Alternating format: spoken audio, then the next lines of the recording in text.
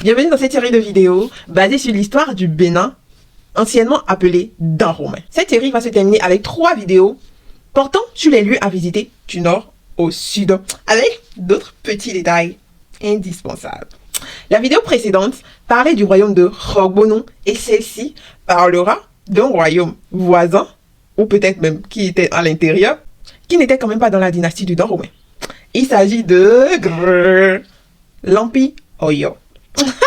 Avant de continuer cette vidéo, n'oubliez surtout pas de liker, de commenter, de partager, d'activer la cloche de notification. Ça parlera encore de l'esclavage, de la traite négrière, avec des thèmes qui ne plairont pas à tout le monde, ce qui est tout à fait normal. Si tu es dans le cas, quitte cette vidéo, mais like quand même. Aussi, je n'ai pas la science infuse, ni la vérité absolue. Ce que je raconte a été raconté avant moi et le sera après moi. Il y a sûrement des parties qui ne sont pas exactes. Soyez polis et rectifiez la vérité selon vous, pour le bonheur de tous. Au lieu de montrer à quel point on vous a appris les bonnes manières et vous n'avez pas voulu assimiler ça.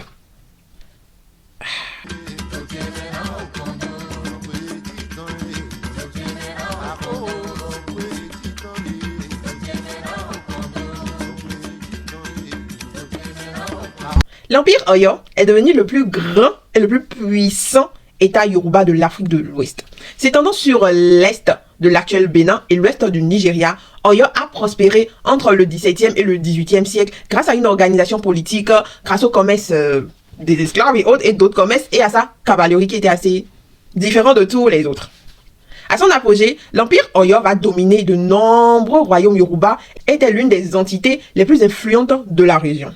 Cependant, il a connu un déclin assez progressif, marqué par des conflits internes et des invasions extérieures, culminant avec le saccage d'Oyo-Ilé en 1835, entraînant la désintégration de l'Empire. Comme d'habitude, je vous parle brièvement de tout, et là maintenant on va dans les détails.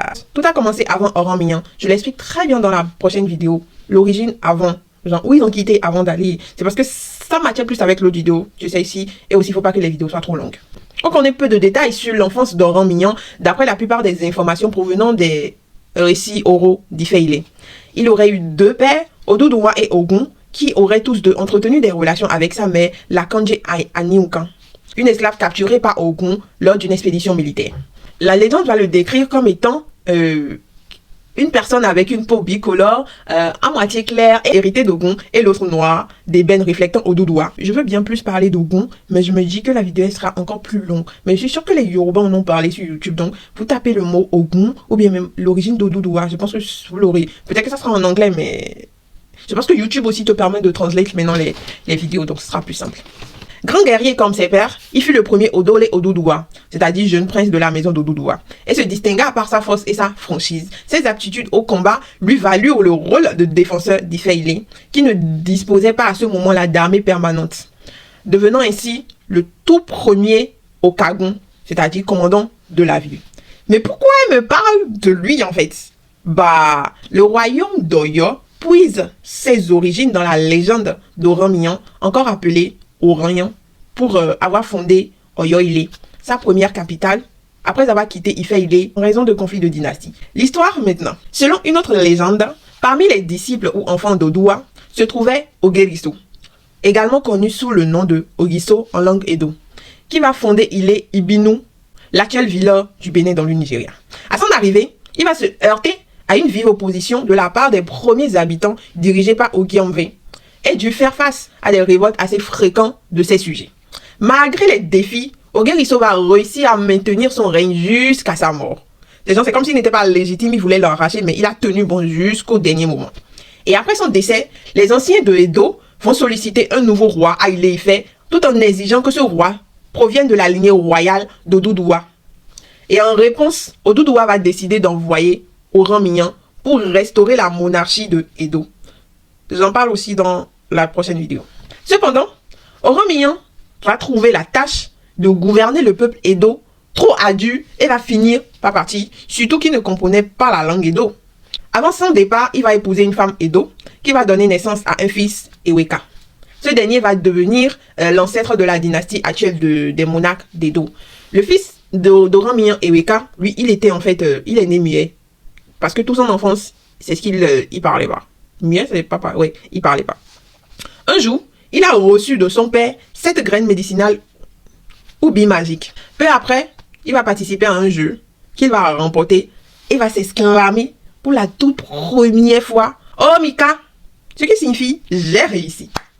Eweka va donc gouverner dans un premier temps avec l'assistance de son grand-père maternel, parce que c'est lui, comme lui vient de là, il est aussi de la lignée royale. Du coup, quand Oromien est parti, ils ont dit que ce serait lui. Et comme il était trop jeune, ça a été que j'en sais.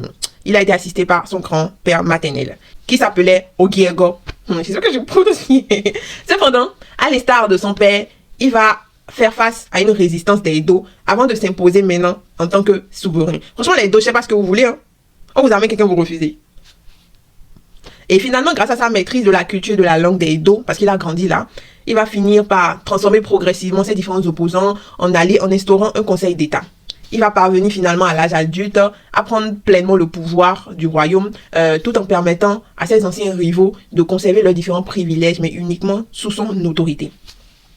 Et Eweka va régner durant 35 ans, laissant à sa mort une lignée qui va continuer de gouverner le royaume d'Edo.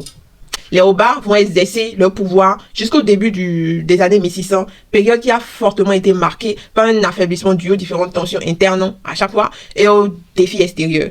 Ce déclin va précipiter la conquête du royaume par l'armée britannique en 1897, mettant ainsi fin à son existence en tant qu'entité politique et indépendante. Et je pense que c'est à ce moment-là que Tofa, lui, il a été aidé par eux, et ainsi de suite. Si vous suivez mes vidéos là, vous allez savoir que tout est lié en fait.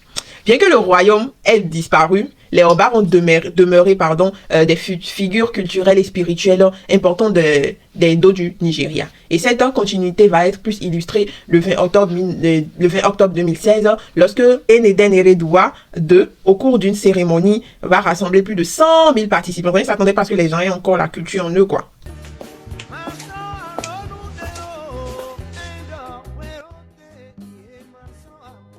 Après 2023, 2024, maintenant 2025. Toujours avec un contenu instructif, 365 jours pour voyager au cœur de la culture béninoise. Un tableau par mois avec de très belles explications.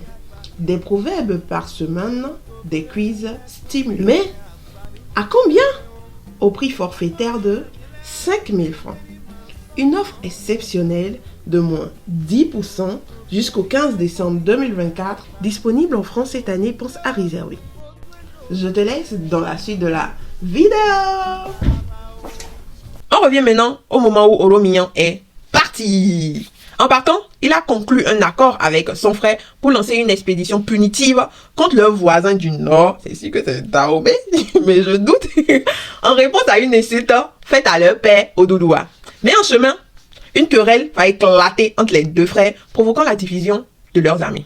Se trouvant avec une force trop réduite pour poursuivre l'attaque, Oromien, c'est-à-dire Oromien, va errer vers le sud et atteindre la région de Boussa. Là, un chef local va l'accueillir chaleureusement et va lui offrir un snake, doté d'un charme magique fixé à sa gorge. Ce chef va lui conseiller de suivre le snake et d'établir son royaume là où il va s'arrêter après 7 jours avant de disparaître dans le sol. Ce qui ne m'étonne guère. Oromien va suivre les différentes instructions et le snake va s'arrêter finalement, au bout des 7 jours-là, dans un lieu nommé Ajaka, où il va fonder finalement le royaume d'Oyo. En fait, c'est le snake qui l'a montré. Donc c'est Snake en fait qui est le fondateur du royaume. C'est ce qu'on devrait dire, non? Mais quand on regarde après, c'est des humains, tout ça, je sais pas. Ou bien le propriétaire du Snake en fait. Bref, on va rentrer dans cette théorie-là. Hein. Faut te calmer. Il devint donc le premier à l'Afin d'Oyo, ce qui signifie propriétaire du palais en Yoruba. Il fit d'Oyo son nouveau royaume. À un moment donné, Oyo Ile va être attaqué par les Bariba du Borgou qui cherchaient à soumettre la ville encore en construction. Orogun Adiagun Ladila, frère aîné d'Oromien, va venir l'aider pour défendre sa cité parce que lui aussi il a pu avoir sa cité là-bas.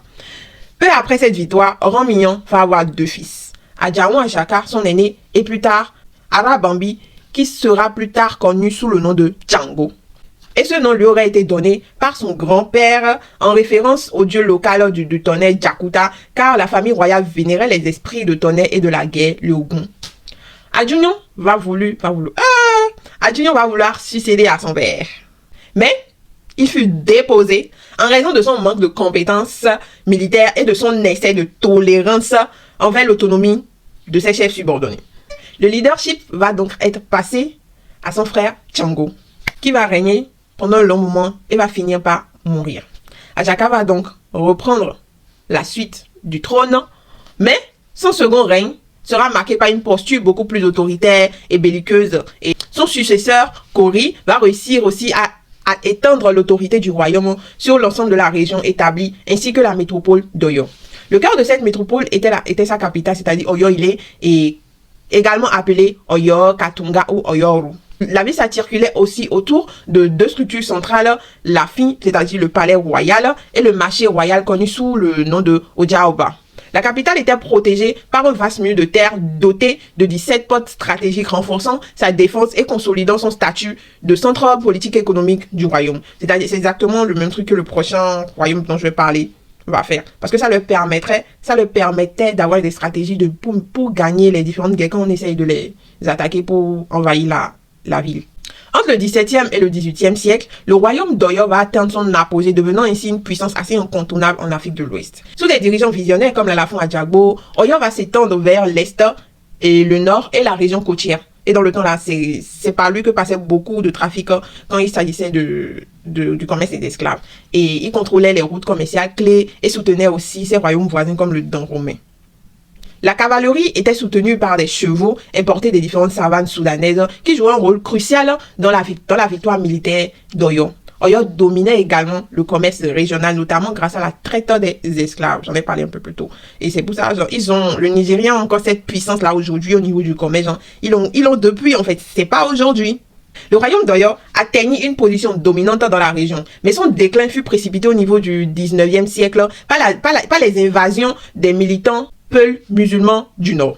Ces attaques combinées aux tensions internes entre l'Alafon, c'est-à-dire le roi, et l'Oyo Messi, c'est-à-dire le conseil des anciens, et le Bachorum, le chef militaire, révélèrent la fragilité de sa structure politique. La perte de la région d'Ilorum après une guerre, qui va devenir un émirat de Fulani sous la califate de Sokoto, va déclencher un effet domino menant à la fragmentation de tout l'empire et de ses petits États. Ce déclin va avoir des conséquences assez désastreuses pour tous les Yoruba qui vont devenir la cible majeure de la traite transatlantique. Genre, à ce moment-là, ils étaient devenus fragiles, genre, il n'y avait plus vraiment de défense, pardon. Donc, allez, c'est parti. Et je crois que la majorité des esclaves que Béanzin et autres envoyaient, les gens disaient que c'était les Yoruba, les Nago, ainsi de suite. C'était rarement les fonds. Le territoire correspondait au Nigeria moderne qui va devenir une colonie britannique en 1861 avant de s'unifier en 1914 et va devenir finalement indépendant en 1960. Un bonus comme je les aime. Le royaume du Bénin, situé dans l'actuel sud du Nigeria, va traverser une crise politique autour de l'an 1200. Et à cette époque, Evian, un administrateur âgé, mais dépourvu de sang royal, va tenter de transmettre son titre à son fils, défiant ainsi les différentes traditions monarchiques du royaume. Et après 40 ans de gouvernance sous Evian, les Edo vont aspirer à restaurer une monarchie légitime et stable, cherchant maintenant un roi issu de la lignée royale de Edo. Là, c'est un peu le moment où Oran Mignan est venu. Ils se sont adressés au souverain voisin pour qu'il envoie l'un de ses fils pour pouvoir gouverner le royaume du Bénin. Le souverain va leur répondre d'une manière assez inattendue. Il fit parvenir au chef Edo des poux accompagnés de l'instruction de lui retourner dans 3 ans. Le chef suivant cette demande plaça ses insectes dans les cheveux d'un esclave et 3 ans plus tard renvoya une colonie florissante au roi. Émerveillé par la capacité des Edo à entretenir cette colonie, il va conclure qu'il saurait également prendre soin de son fils, scellant ainsi l'accord pour l'envoi d'un héritier royal au royaume du Bénin. Donc, genre, ils n'ont pas envoyé le gars là simplement, genre, 3 ans avec des poux. Nous voilà à la fin de ma vidéo. J'espère que ma vidéo vous a plu. J'espère que vous avez passé un très bon moment avec moi. Merci d'avoir exploré l'histoire de l'Empire d'Oyo, ou les histoires, ou le mélange d'histoires, tout ce que vous voulez. Si cette vidéo vous a captivé, n'oubliez surtout pas de liker, de partager, de vous abonner, de commenter les commentaires. À très bientôt pour d'autres voyages dans le passé.